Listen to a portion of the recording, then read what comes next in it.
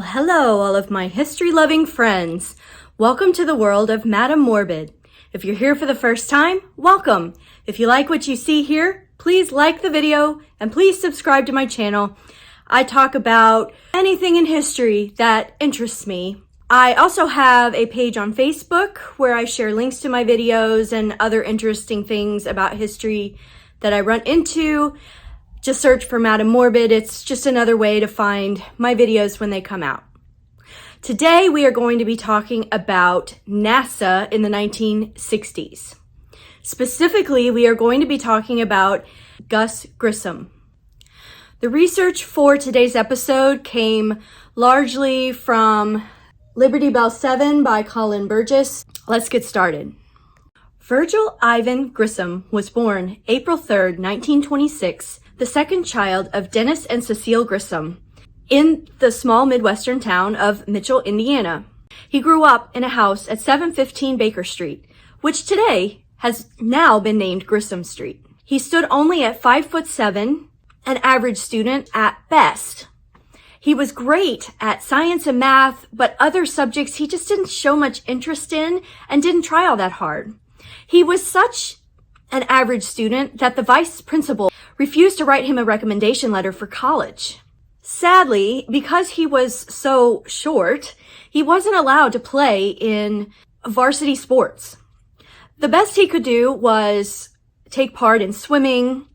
He joined the Boy Scouts. Because he was a member of the Boy Scout Honor Guard, they did present the flag before every game. And this is where he met his wife, Betty Moore. At the time, she was a freshman. While presenting the flag, he saw Betty sitting in the bleachers. And during the halftime break, he went and sat down next to her and sat by her the rest of the game. He said once he met her, that was it. Bam. In his youth, Gus did take an interest in airplanes. Living in Mitchell was a wealthy man who had his own plane. For $1, he used to take young Virgil up for rides in his airplane and show him the basics of flying. Where did he get the nickname Gus? Well, it happened around this period when he was in high school during a card game. Someone saw on the scorecard his name abbreviated G-R-I-S upside down and accidentally read it as Gus. The nickname quickly stuck, and soon even his friends were calling him Gus. In 1944, when he graduated high school, World War II was well underway. He joined, of course, because he wanted to be a pilot. He was sent to Texas for basic training. After that 5 weeks of training, he found himself put behind a desk as a clerk. In July of 1945, young Gus took a short leave, came home to Mitchell, and married Betty. Then he returned back to Texas, where the war soon ended. He really didn't see any combat of any kind. This would change when Korea came along. Gus served in Korea with distinction. He did over 100 missions. He always brought his airplane safely home. This meant a lot to him, and it's going to be important later on when we discuss Liberty Bell 7. While in Korea, he earned the Distinguished Flying Cross as well as the Air Medal with Cluster. After the war, Gus became a flight instructor. During this period, between 1950 and 1954, he and Betty had 2 children. Brian was their oldest and Mark was their youngest. Gus went on to study aeronautical engineering. He also won a place at test pilot school at Edwards Air Force Base. At the rank of captain, Gus was sent to Wright-Patterson Air Force Base, where in 1957 he began working as a test pilot. In 1958, someone walked up to Gus Grissom and handed him an envelope marked Top Secret. He had been chosen one of 158 test pilots who were to report to Washington, D.C. wearing civilian clothing as potential astronauts. Gus had to think this over very carefully about whether he was interested. Here's what he had to say about it. It was a big decision for me to make. I figured that I had one of the best jobs in the Air Force, and I was working with fine people. I was stationed at the Flight Test Center at Wright-Patterson, and I was flying a wide range of airplanes and giving them a lot of different tests. It was a job that I thoroughly enjoyed. A lot of people, including me, thought the Mercury project sounded a little too much like a stunt than a serious research program. It looked, from a distance, as if the man they were searching for was only going to be a passenger. I didn't want to be just that. I liked flying too much. The more I learned about Project Mercury, however, the more I felt I might be able to help, and I figured that I had enough flying experience to handle myself on any kind of shoot-the-chute they wanted to put me on. In fact, I knew darn well I could. Gus was sent for a barrage of health tests, and Gus was almost thrown out because he had hay fever. Gus was able to convince them, though, that I'm going to be in a pressurized capsule in space. I won't have any pollen or allergens anywhere near me. His argument worked. In 1959, received the call that he had been chosen as one of the 7 Mercury astronauts. The 7 Mercury astronauts were Alan Shepard, Deke Slayton, Scott Carpenter, Gus, Gordon Cooper, John Glenn, and Wally Schirra. Everyone was really surprised when the announcement of these 7 names made them instant celebrities. Deke Slayton made the comment, all of a sudden, by doing absolutely nothing, we are considered the bravest men in the country. One of the things the Mercury astronauts found themselves having to do very frequently was make speeches. Now, Gus, almost everyone who knew him said he was a man of very few words, that he didn't like small talk. He was one of those people, it sounds like, if he said something, it was very important. He did it in as few words as possible, and you needed to listen to what he had to say. He was going to say something important, and it was only going to be said once. A lot of people reported that it seemed to be a little hard to get to know him. The nurse who worked with the Mercury astronauts said they all came to trust her very quickly, except for Gus. It took a long time, many months, for him to seem to get comfortable with her, and some of that might have been that the astronauts were suspicious of medical types because a medical person could ground you in an instant, and he may have just been trying to keep his distance. She didn't really know. She never understood. There is one story that a lot of people liked to tell. The 7 Mercury astronauts were on a tour of the country. They were at a Convair plant watching Redstone rockets being produced, and these were what was going to take their capsules into space. They were seated outside in front of the plant. There were 18,000 cheering employees watching them all on the stage. The executive of the plant had just given a short speech. He turned if any of the astronauts cared to say anything. For some reason, the guys pushed Gus to the front. He was completely caught off guard. Now he's on the spot. He has a little bit of stage fright. He can't think of what to say. So he stands in front of the microphone. His speech consisted of, well, do good work. After his speech of do good work, there was a moment of silence, and then the workers just exploded in applause. It became the mantra of the plant, do good work.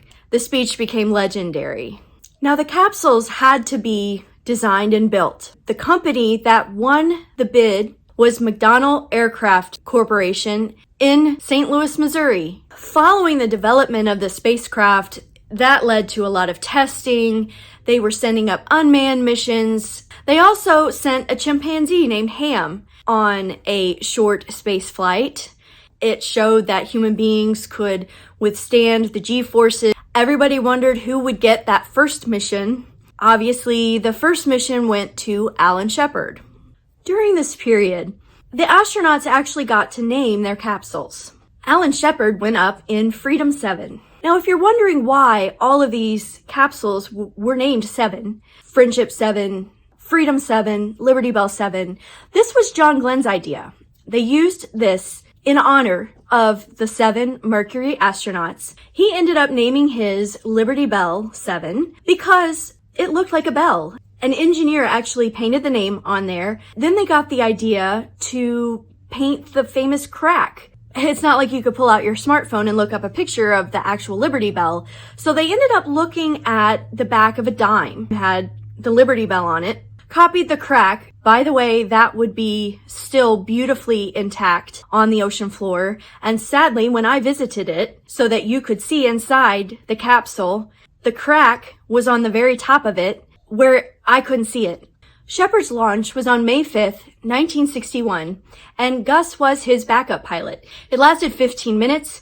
Everything went great. Because of his flight, they were able to find a few things that needed tweaking and improving. One thing these launches had was a lot of delays.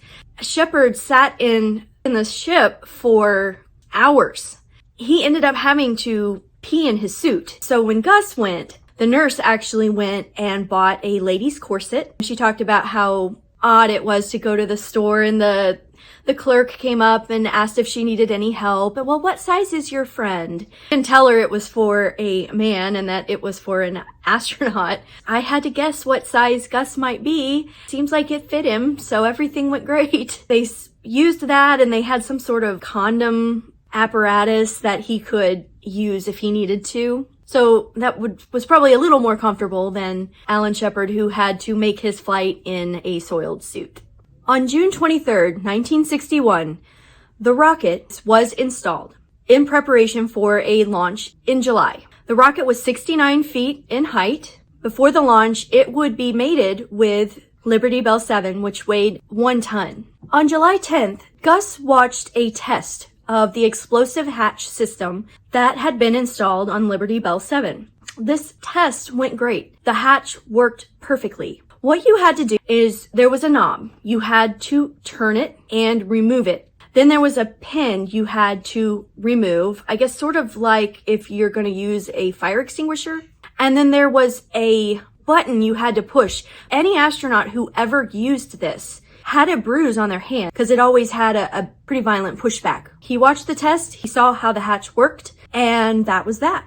Shortly before launch, Gus and John Glenn were put into isolation. This was to keep them from catching anything. Their diet was tightly controlled. They weren't fed anything that could serve as a diuretic. The night of the supposed launch, I say supposed because it ends up getting scrubbed, Gus gets up at 1 a.m. He has breakfast. He is dressed in his suit. They do all the preparations. They have medical tests, put all of the sensors on his body so that they can read his vitals while he's in space. And then he sits in the capsule for hours before they ultimately decide that the weather is not going to clear up, so it gets scrubbed. John Glenn went with Gus the whole way along the preparations for the launch on July 21st, 1961.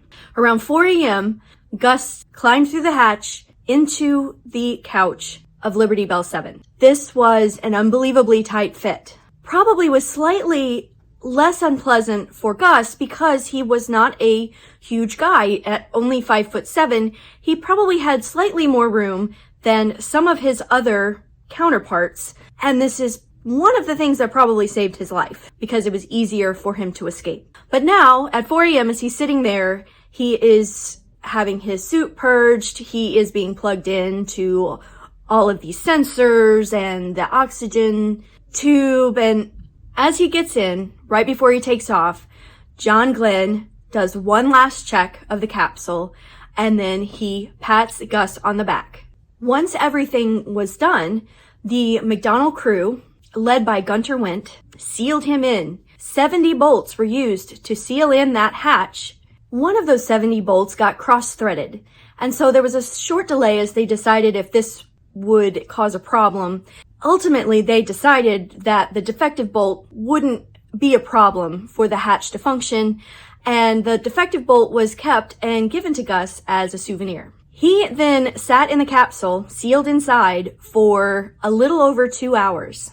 They were delayed, waiting for some clouds to go by, things like that. Around 6:25, they patched Betty, his wife, through to him, and he was able to talk to her before he went up. Some of the other astronauts' wives were with her as a support system, and so Joe Shearer was there, Marge Slayton, and Renee Carpenter. She asked him if he was feeling all right. He replied, and this is a quote, "Sure, I'm fine.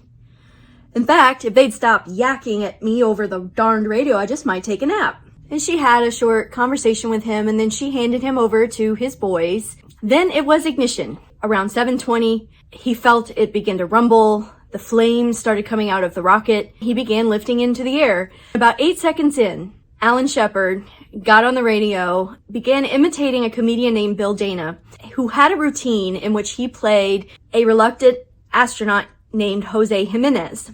During the routine, he says, "Don't cry too much." Apparently, Grissom almost laughed out loud at his impression. One of the things Grissom had that Shepard had not was a viewing window. He said the change from blue sky to black of space happened almost instantly. Once he was in space, he talked about the beauty of the colors of Earth. He said, "I could make out brilliant gradations of color, the blue of the water, the white of the beaches, and the brown of the land." He had trouble telling when he turned weightless, because being strapped in, he really didn't have the sensation of that. The only way he knew is that things like stray washers and little pieces of trash began to float around him. He had 1 minute in which to examine Earth. He did get slightly behind schedule, but he was still able to view Earth. And the Mercury crafts, for the most part, did everything automatically. Although Gus did take manual control at certain points. He did this to get himself in the perfect position for re-entry. Re-entry to Earth went fine. As he looked out the window, Gus said he saw what looked like smoke or a contrail, but really it probably was shock waves coming off of Liberty Bell 7 as it flew through the atmosphere. At 21,000 feet, the first chute opened, and then the main chute opened at 12,300 feet, and he began floating to Earth. Just as was planned, before splashdown, he was going about 28 feet per second. At 15 minutes, 37 seconds, Liberty Bell 7, holding Gus Grissom, splashed down in the Atlantic Ocean.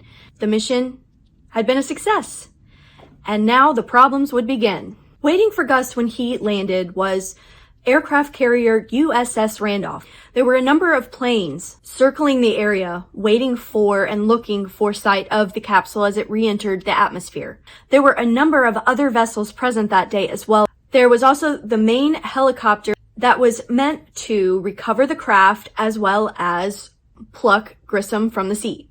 This was piloted by Marine Corps pilot Jim Lewis. There was also a backup helicopter, and there was a third helicopter that was mostly there to observe, but it was also the backup to the backup should anything go wrong.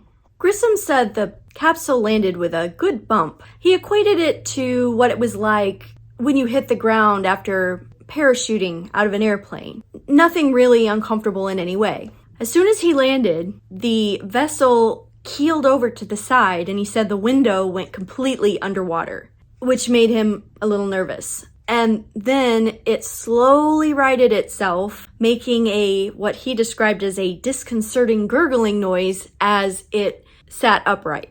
After landing, Gus flipped a switch, releasing the parachute, and he watched it float out to sea through his periscope. The seas, by the way, were very choppy on this particular day. At this point, he began preparing himself to leave the vessel. He disconnected the oxygen hose from the helmet. He unfastened the helmet from his suit. He released his chest strap. He released his lap belt, shoulder harness, knee straps. He disconnected the biomedical sensors, and then he rolled up the neck dam. It rolled up like a turtleneck, sealed water off from getting in. He was only connected to the ship still by 2 points: the oxygen outlet hose, which kept him cool, and the communications lead that went into his helmet. He then contacted Jim Lewis, who was circling the site in his helicopter. His code name was Hunt Club. This is the conversation they had exactly. Grissom said, "Okay, Hunt Club, give me how much longer it'll be before you get here." "This is Hunt Club. We are in orbit now at this time around the capsule." Grissom said, "Roger. Give me about another 5 minutes to record these switch positions here before I give you a call to come in and hook on. Are you ready to come in and hook on any time?" Lewis replied, "Roger, we're ready anytime you are." Grissom said, "Okay, give me about another 3 or 4 minutes here to take these switch positions, then I'll be ready for you." And that's what he did. He wrote down these switch positions with a grease pencil and this little notepad he had, both of which, by the way, were found in the capsule in 1999. He then took what he'd written down, he put it in the map case. Because his suit was still pressurized, the neck dam kept swelling up, so he had to keep putting his fingers in and venting some of that air that was building up. So this is when he turns his attention to prepare to blow the hatch. He's not interested in blowing it yet, but he's getting ready for the process. He removed the pins that were necessary. He removed the detonator cap, revealing the detonator. However, he never touched it. Most everyone at NASA agrees he did not purposefully, and it's probably not realistic for him to accidentally blow the hatch. After he removed that cover, he said he put it at his feet, and that detonator cover was also recovered inside the craft when it was raised in '99.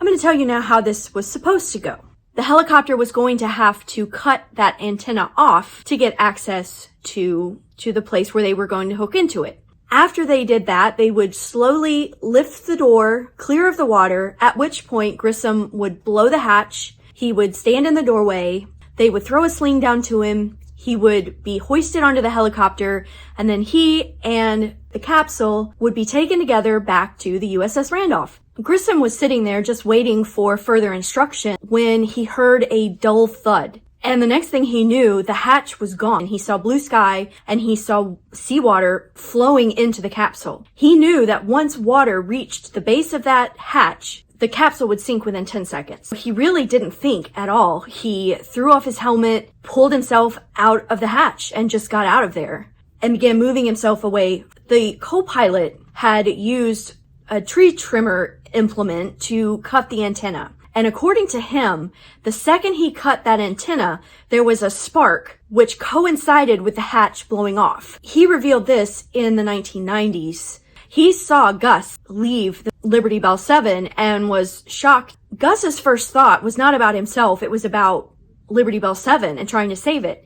He was concerned that the helicopter was having trouble hooking on, when in actuality, they had hooked on in record time. But by the time they did so, Liberty Bell 7 was pretty much all the way underwater. At a risk to his own life, Gus swam toward all of this. Now he's fighting waves, he's fighting the choppiness from the rotors. At one point, the helicopter was so low, wheels were in the water.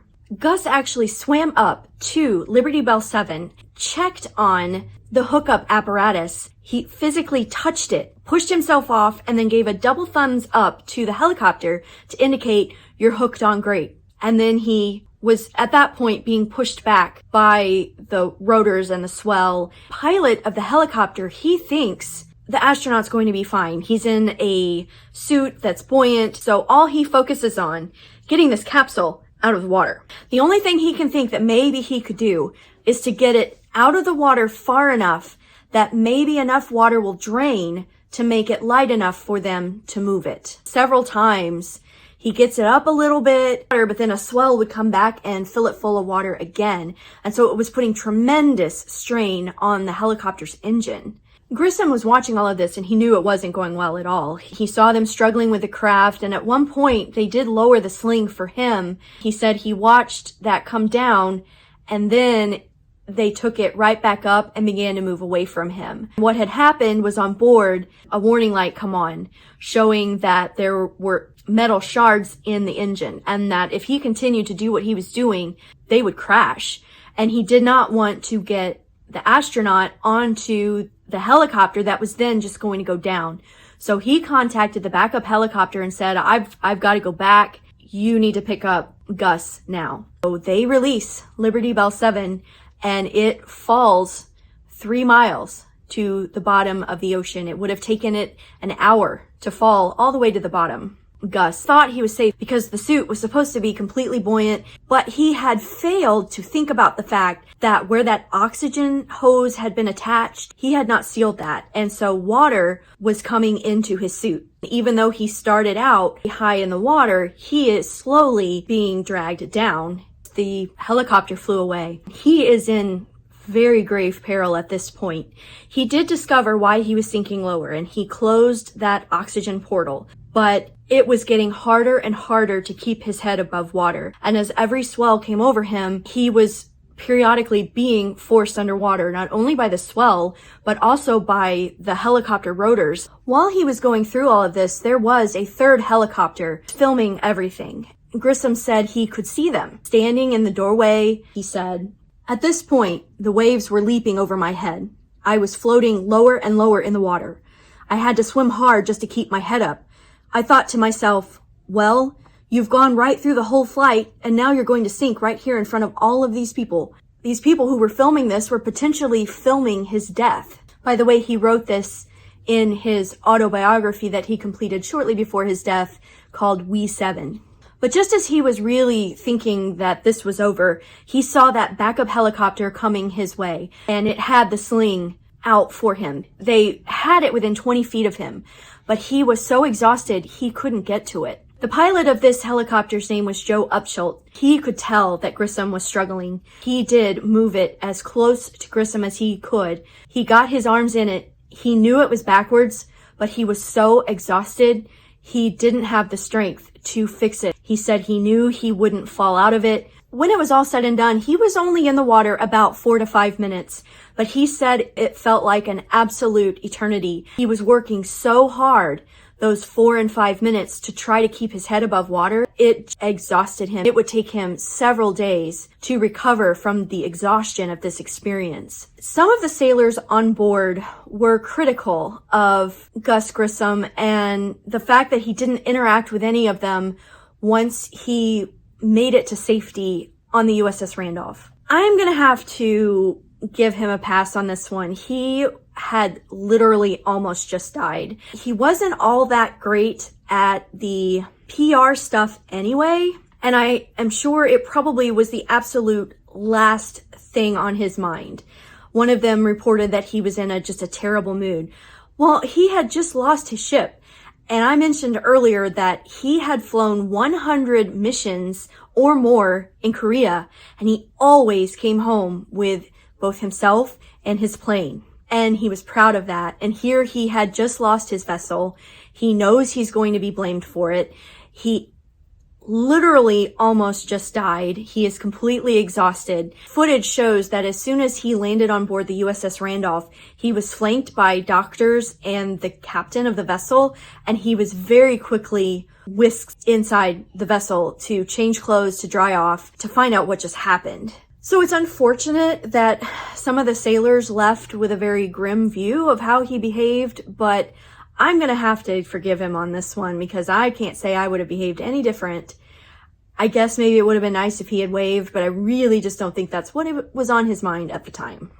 A few things saved Gus Grissom's life. He had unhooked himself completely, almost completely, from the ship. He had rolled up the neck dam. During his debriefing on the ship, Gus had said, "Before I end this debriefing, I want to say that I'll ever be grateful to Wally Schirra for the work he did on the neck dam.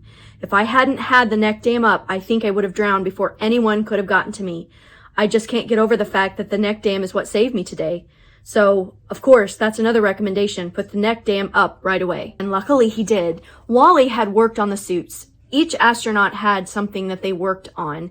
Grissom thought he had saved his life. His small size, at 5'7" and 155 pounds, made him better able to escape that hatch. He only had seconds to do so, and that was easier for him because he had more room. As far as why the hatch blew, to this day, nobody knows. It's pretty much universally believed by people at NASA that Gus didn't do it himself, either accidentally or on purpose. First of all, it wasn't easy to do on accident. After the incident, Gus got in another capsule and he tried to recreate any scenario in which he could have accidentally bumped the button.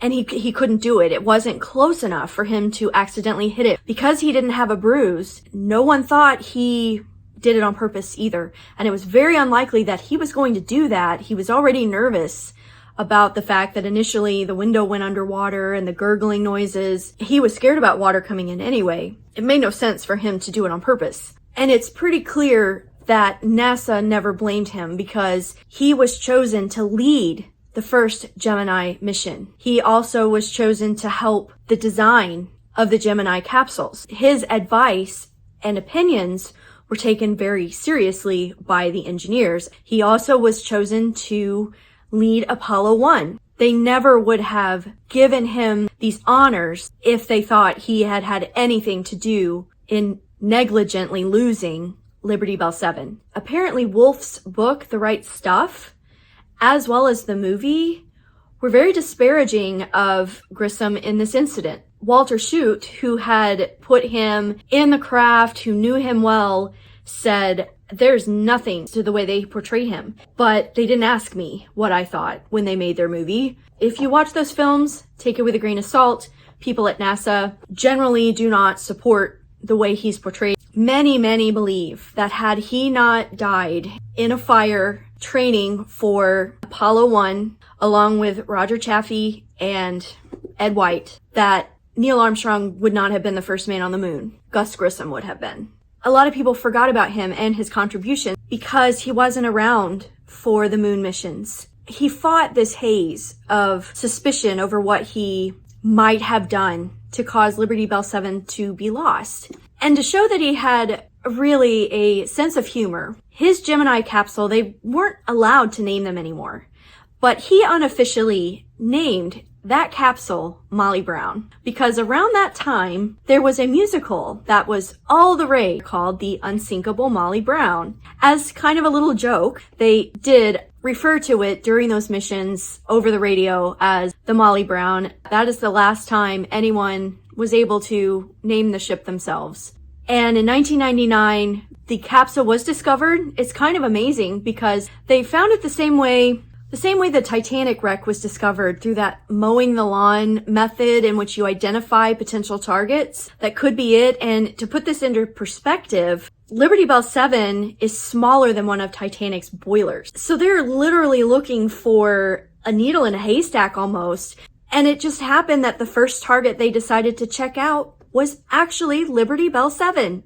It was 3 miles down. It was in remarkable condition. They raised it. Anything aluminum was pretty much gone. Anything they had to replace was made of clear plexiglass or some sort of material similar to that, so that people could see, hey, we put this here, but you can also see through it to see inside. If you look, you can see that the whole switch panel has been replaced by this plastic. They also had to replace miles of wiring. They had to cut it in half, but they did so in a way so that once they put it back together, you can't see where they had to do that. But that way they got inside, they could clean within the capsule itself. And it's in remarkable condition. The paint is perfect. The words written on it, the crack, it all looks gorgeous. His parachute, his personal parachute, is there. The straps that held him in place, the book he was writing in, the grease pencil he was using to write,